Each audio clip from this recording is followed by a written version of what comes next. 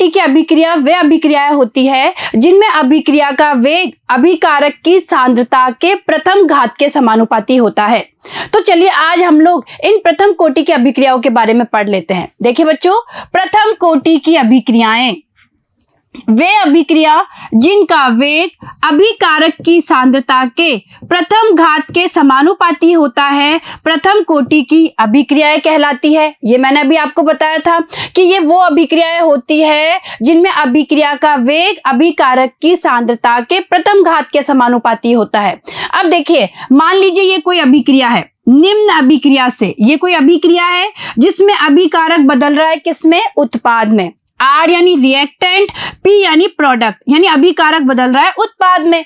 अब देखिए अभिक्रिया का वेग क्या होगा, इधर समझिए, मैं ऐसे लिख सकती हूं कि जो अभिक्रिया का वेग है वो समानुपाती होगा किसके? अभिकारक की जो सांद्रता है उसकी प्रथम घात के। ठीक है, यानी अभिकारक की सांद्रता के प्रथम घात के समानुपाती होगा।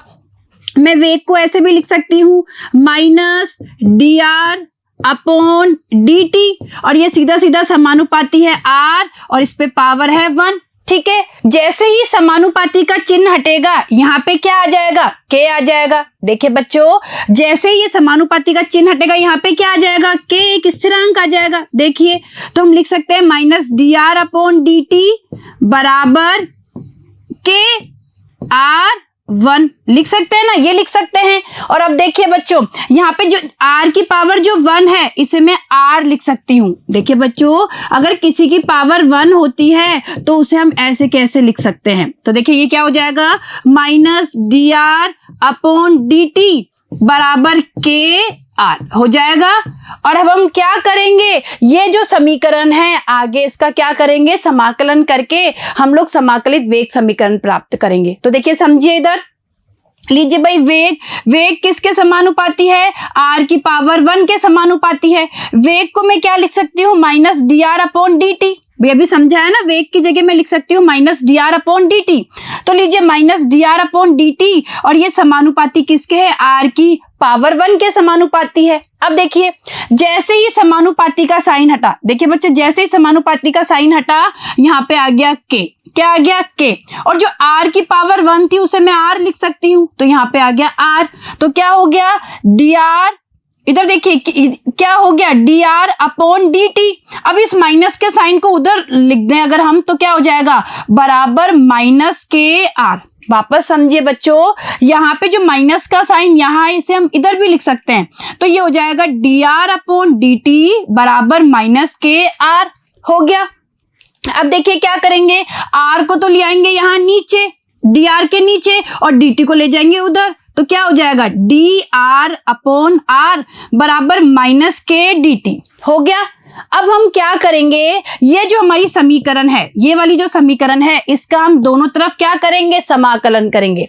देखिए बच्चों, जो ये है dr अपॉन r बराबर माइनस के dt, तो हम क्या करेंगे? दोनों तरफ इसका समाकलन करेंगे। देखिए समाकलन करने पे क्या आया?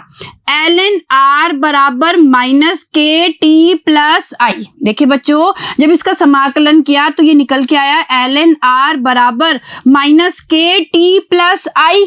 यहाँ पे आई क्या है? आई यहाँ पे समाकलन स्थिरांक है। देखिए बच्चों, आई क्या है? समाकलन स्थिरांक है।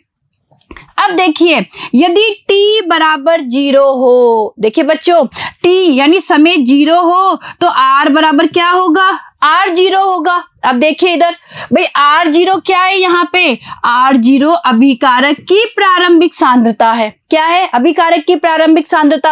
अब देखिए हम लोग क्या करते हैं, ये जो हमारी समीकरण नंबर 1 है इसमें हम t की जगह रख देते हैं 0 और r की जगह रख देते हैं r0। तो देखिए क्या समीकरण प्राप्त होगी? हमें ये वाली समीकरण प्राप्त होगी, ln r0। देखिए हमने r0 किसकी जगह रखा है? r की जगह, इस r की जगह r0, और ये r बराबर r0 कब होगा? जब t बराबर 0 होगा, तो t की जगह भी हम 0 रखेंगे। तो देखिए बच्चों, ln r0 बराबर माइनस k गुणा 0। ये जीरो किसकी जगह रखा हमने, टी की जगह, प्लस आई, ठीक है, ये पूरा हो जाएगा जीरो, ये पूरा क्या हो जाएगा, जीरो, ठीक है। तो हमारा हो गया ln r0 बराबर आई। लीजिए ये हमारे समाकलन स्थिरांक का मान निकल गया कि जो आई है वो किसके बराबर है, ln r0 के बराबर है। तो आई बात समझ में। अब देखिए जो ये आई का मान निकल के आया है, इस आई के मान को समीकरण 1 में रखेंगे। देखिए समीकरण 1 क्या है, ये है हमारी समीकरण 1, ln r बराबर माइनस के टी प्लस आई। यहाँ पे हम क्या करेंगे, जो हमारे समाकलन स्थिरांक का मान निकल के आया है वो पुट कर देंगे। तो देखिए बच्चों, लीजिए भाई हमने ये पुट कर दिया आई का मान, तो क्या हो गया समीकरण हमारी समीकरण क्या हुई, ln r बराबर माइनस के टी प्लस ln r0 हो गई।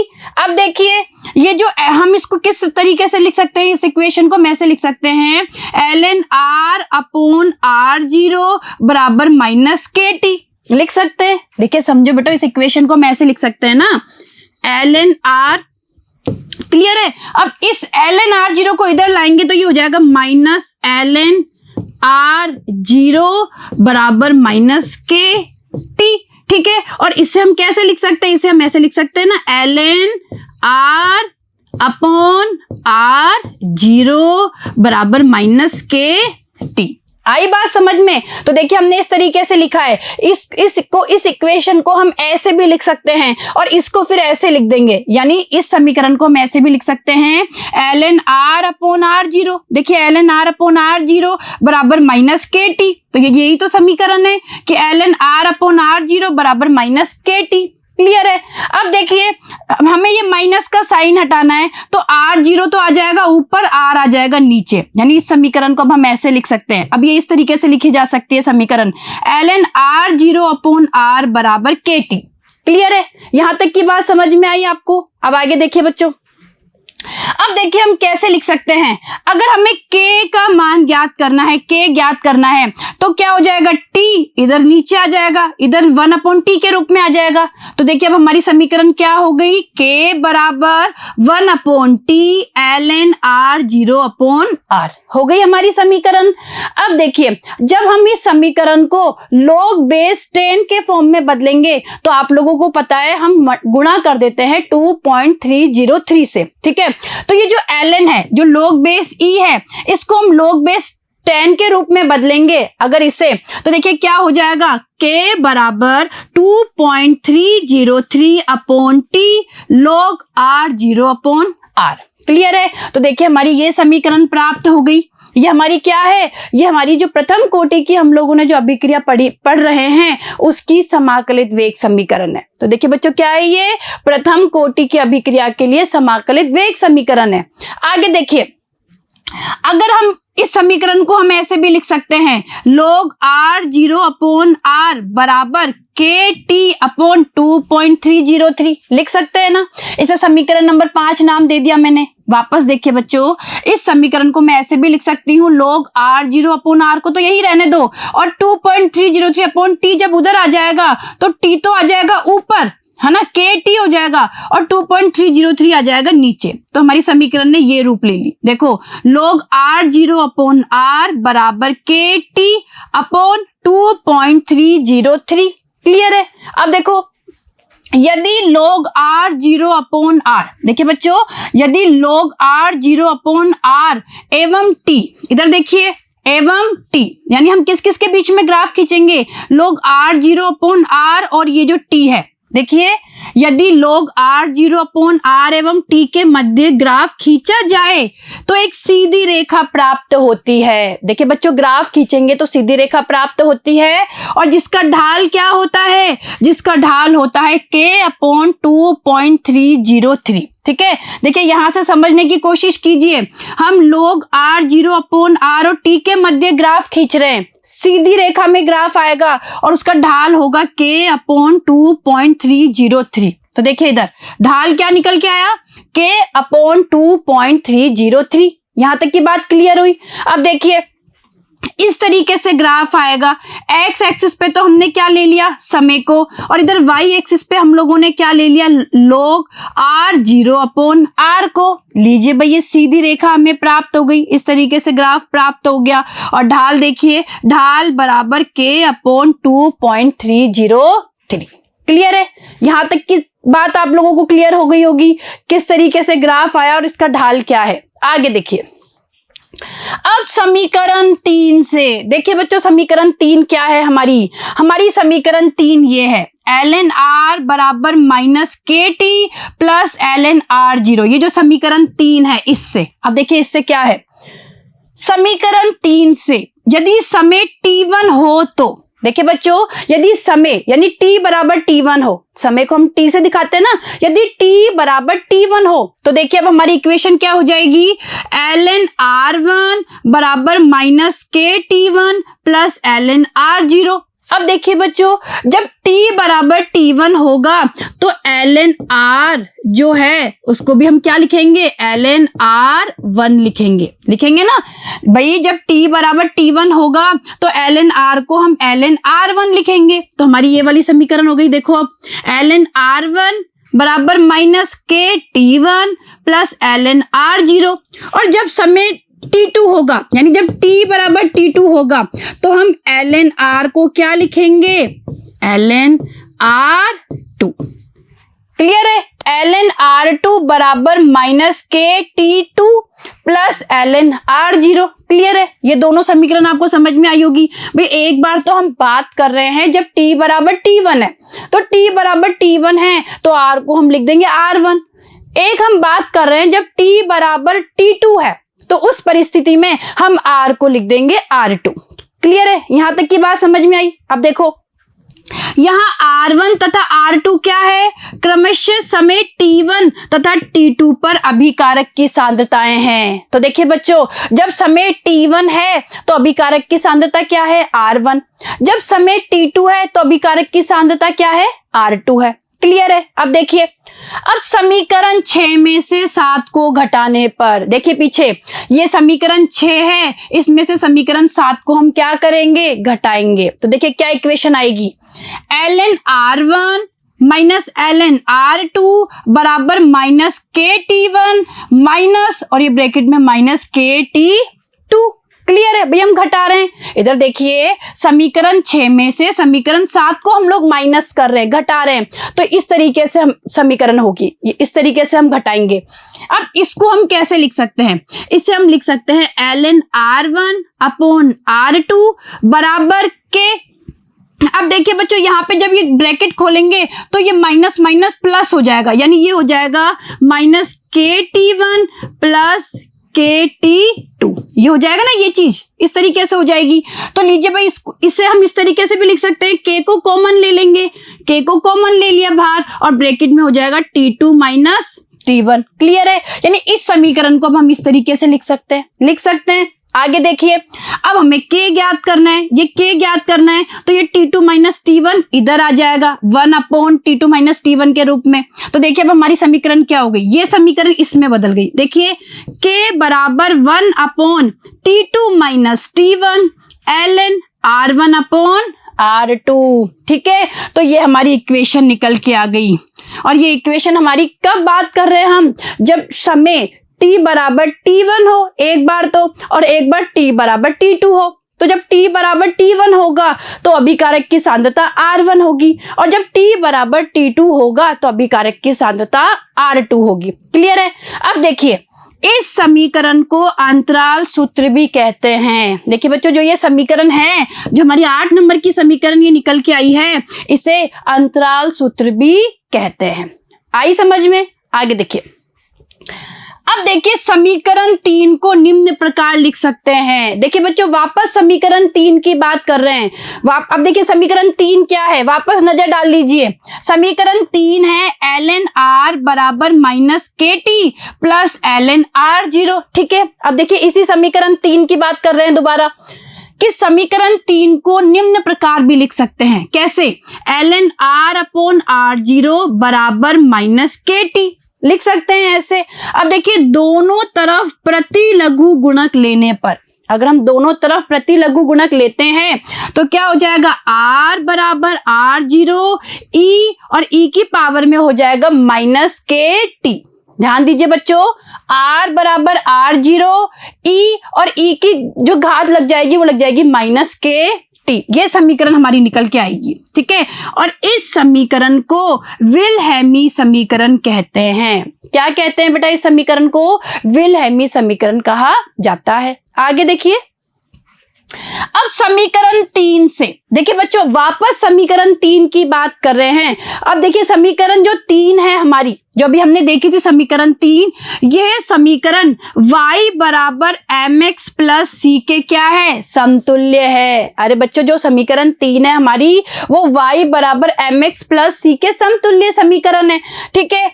यदि हम ln r एवं t के मध्य ग्राफ खींचते हैं तो ढाल बराबर माइनस k वाली सरल रेखा प्राप्त होती है जिसका अंतःखंड होता है ln r0। देखिए बच्चों, समीकरण 3 हमारी क्या है, समीकरण 3 है हमारी ln r बराबर minus KT plus ln r0, ठीक है। ये हमारी समीकरण 3 है। देखिए ध्यान दीजिएगा इधर समीकरण 3 पे।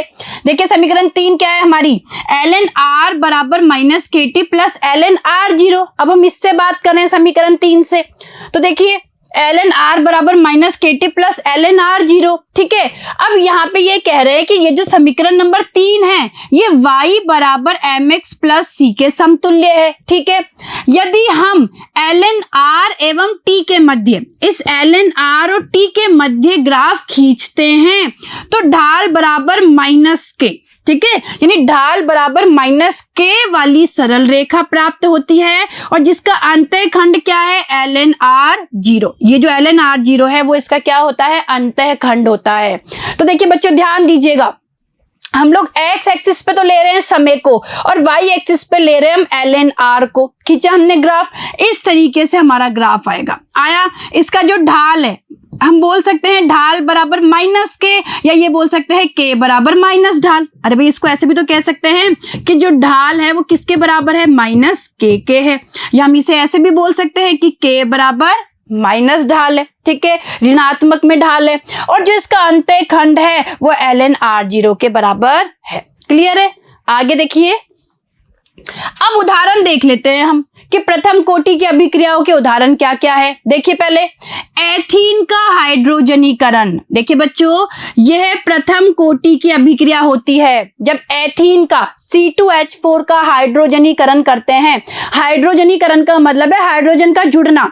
तो एथीन के हाइड्रोजनीकरण में क्या होगा, जो एथीन में एक पाई बॉन्ड है वो टूट जाएगा और 2 सिग्मा बॉन्ड बन जाएंगे, ठीक है। यानी एथीन से एथेन का निर्माण हो रहा है। क्लियर है इस अभिक्रिया में। अब देखिए इस अभिक्रिया का वेग क्या होगा, वेग बराबर के C2H4, यानी वेग किसके ऊपर निर्भर कर रहा है, वेग इस एथीन के ऊपर निर्भर कर रहा है। यानी ये प्रथम कोटि की अभिक्रिया हो गई। आगे देखिए रेडियो एक्टिव विघटन। देखिए बच्चों, प्राकृतिक तथा कृत्रिम नाभिकीय क्षय, नाभिकीय क्षय को हम रेडियो एक्टिव विघटन भी कह सकते हैं। तो देखिए प्राकृतिक तथा कृत्रिम नाभिकीय क्षय यानी रेडियो एक्टिव विघटन प्रथम कोटि की अभिक्रिया होती है। तो देखिए यहाँ पे Ra दिया हुआ है, Ra जिसका 88 इसका जो परमाणु क्रमांक है वो है, तो 88 Ra226 ये कन्वर्ट हो रहा है 86 Rn222 में, ठीक है। और यहां से देखिए एक हीलियम बाहर निकल गया।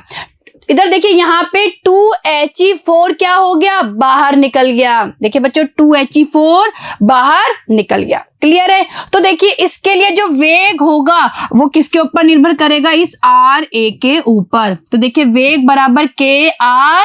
क्लियर है, यहां तक की बात क्लियर हुई। आगे देखो, अब हम बात करेंगे गैसीय अभिक्रियाओं के बारे में कि गैसीय अभिक्रियाओं के लिए किस तरीके से प्रथम कोटि की जो गैसीय अभिक्रियाएं होती है उनके लिए समाकलित वेग समीकरण प्राप्त की जाती है। देखिए बच्चों, गैसीय अभिक्रियाओं का अध्ययन विभिन्न समय अंतरालों पर अभिकारकों एवं उत्पादों के आंशिक दाब ज्ञात करके किया जाता है। ध्यान दीजिएगा भाई, अगर हमें गैसीय अभिक्रियाओं का अध्ययन करना है तो वहां पे हम किसे काम लेते हैं? आंशिक दाब को। यानी समय अंतरालों पर हम क्या करते हैं? अभिकारक और उत्पाद के आंशिक दाब को ज्ञात करते हैं। ठीक है, आगे देखिए, निम्न अभिक्रिया पे विचार करते हैं। देखिए बच्चों, ये कोई अभिक्रिया है जिससे A कोई अभिकारक है और ये बदल रहा है B प्लस C में। ठीक है, और तीनों की जो अवस्था है वो क्या है? गैसीय अवस्था है।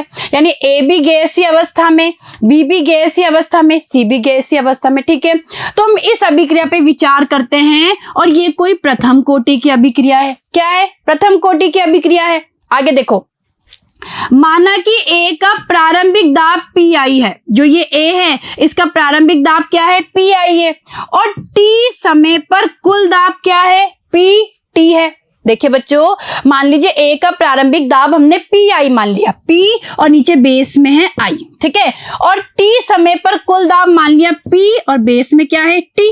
ठीक है, अब देखिए आगे, तो कुल दाब क्या होगा? कुल दाब बराबर होगा PA plus PB plus PC। देखिए बच्चों, कुल दाब बराबर होगा PA plus PB plus PC। अब भाई PA क्या है? PA यहाँ पे A का आंशिक दाब है, PB क्या है? B का आंशिक दाब है, और PC क्या है? C का आंशिक दाब है। आई बात समझ में? PA PB PC। ठीक है, A का आंशिक दाब, B का आंशिक दाब, C का आंशिक दाब। अब आगे देखो, यदि T समय पर A के दाब में X ATM की कमी आती है। देखिए बच्चों, हम T समय पर बात कर रहे हैं कि मान लीजिए T समय पर A के दाब में X ATM की कमी आती है, तो B एवं C प्रत्येक के 1 मोल बनने पर B एवं C के दाब में X ATM की क्या होगी? वृद्धि होगी। वापस समझिए, हम T समय पे बात कर रहे हैं, तो अगर T समय पे A के दाब में X ATM की कमी आती है, ATM का मतलब है एटमॉस्फेयर। ठीक है, तो X एटमॉस्फेयर की कमी आती है तो B एवं C के प्रत्येक के 1 मोल बनने में X ATM की क्या होगी? वृद्धि। यानी इनके दाब में X की वृद्धि हो जाएगी, X एटमॉस्फेयर की वृद्धि हो जाएगी। तो आगे देखो, हम इसे ऐसे देखेंगे। देखिए बच्चों, A है, A से बन रहा है B प्लस C। अब हम T बराबर 0 पर आंशिक दाब की बात करें और आंशिक दाब हम ले रहे हैं एटमॉस्फेयर में, तो देखिए इसका PI, भाई जब T बराबर 0 है, शुरुआत में जब T बराबर 0 है, 0 है, तो इसका तो आंशिक दाब PI और इन दोनों का 0 0। क्लियर है? अब हम बात कर रहे हैं T समय पर। किस पर बात कर रहे हैं? T समय पर आंशिक दाब कितना है। तो हमने क्या देखा कि अगर T समय पर, देखिए इधर, कि T समय पर A के दाब में X की कमी आती है, X एटमॉस्फेयर की कमी आती है, तो B और C इनके 1 मोल बनने में इनके दाब में X ATM की क्या होगी? वृद्धि होगी। तो देखिए, इसका मतलब है T समय पर इसका आंशिक दाब क्या हो जाएगा? PI माइनस X, और इन दोनों के हो जाएंगे X X। ठीक है, आगे देखो, यहाँ T बराबर 0 समय पर प्रारंभिक दाब PI है। देखिए ये PI प्रारंभिक दाब है, तो PT यानी T समय पर जो दाब है वो क्या हो जाएगा?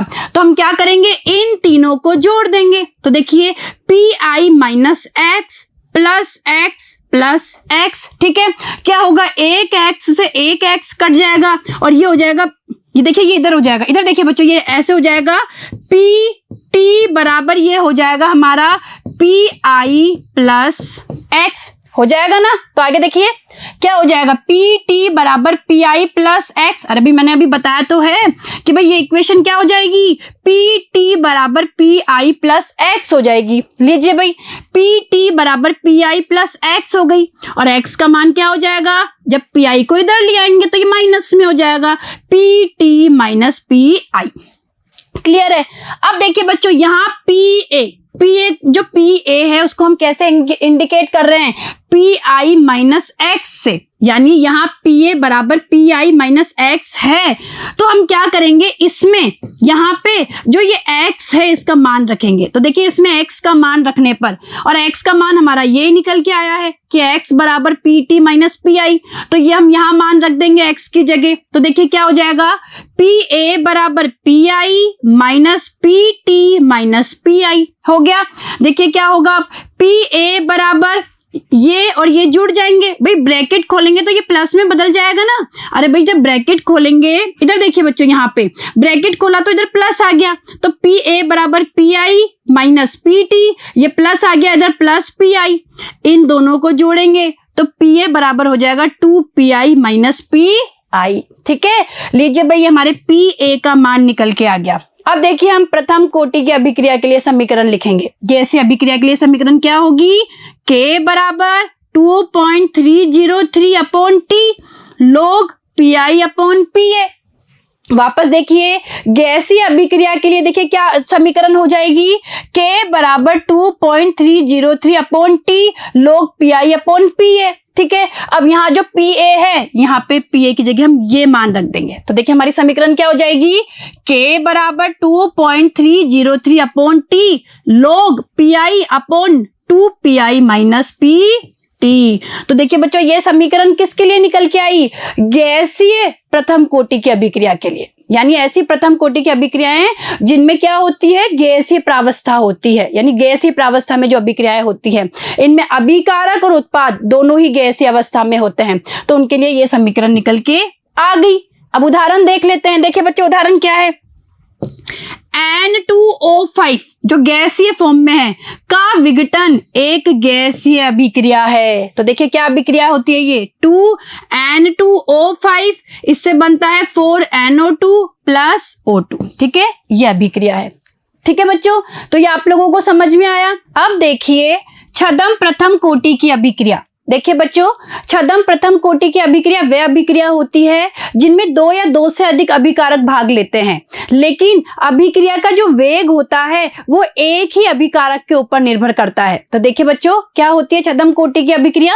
देखिए कुछ अभिक्रियाएं ऐसी होती है जिनमें दो अभिकर्मक अभिक्रिया में भाग लेते हैं। देखिए बच्चों, दो अभिकर्मक अभिक्रिया में भाग लेते हैं, परंतु अभिक्रिया की कोटि केवल एक अभिकर्मक की सांद्रता पर निर्भर करती है। तो देखिए बच्चों क्या है, जो अभिक्रिया की कोटि है वो एक ही अभिकर्मक की सांद्रता के ऊपर निर्भर करती है, तो छद्म कोटि की अभिक्रिया कहलाती है। क्या कहलाती है, छद्म कोटि की अभिक्रिया। आगे देखिए उदाहरण देखिए, जैसे एथिल एसीटेट का अम्लीय जल अपघटन। देखिए बच्चों, जब एथिल एसीटेट का अम्लीय अपघटन किया जाता है तो देखिए क्या होता है, लीजिए भाई हमने इसका अपघटन किया, अम्लीय अपघटन किया अम्ल की उपस्थिति में।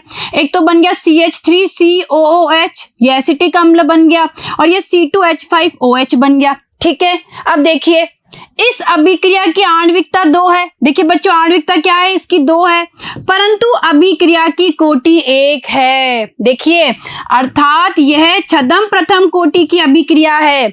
और देखिए बच्चों इसका वेग क्या होना चाहिए, इसका वेग क्या होना चाहिए, K CH3COO C2H5 और H2O।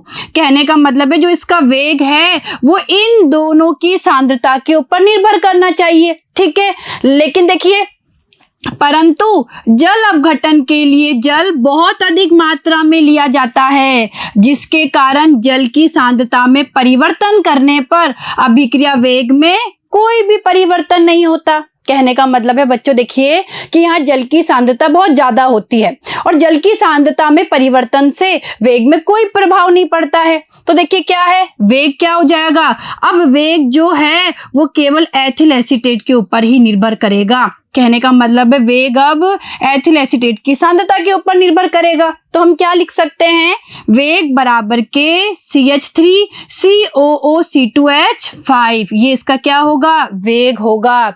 यानी हम ये कह सकते हैं कि यहाँ पे जो जल की सांद्रता है उसको क्या मान ली जाती है, स्थिर मान ली जाती है। आई बात समझ में। दूसरा उदाहरण देखिए, इक्षु शर्करा यानी सुक्रोज का प्रतिलोमन। सुक्रोज का प्रतिलोमन भी छद्म प्रथम कोटि की अभिक्रिया है। देखिए बच्चों ये सुक्रोज है, इक्षु शर्करा। जब हम लोगों ने सुक्रोज का देखिए प्रतिलोमन किया, या ये कह सकते हैं कि सुक्रोज का जल अपघटन किया, तो देखिए क्या क्या बना, ग्लूकोज और फ्रक्टोज बना। क्लियर है।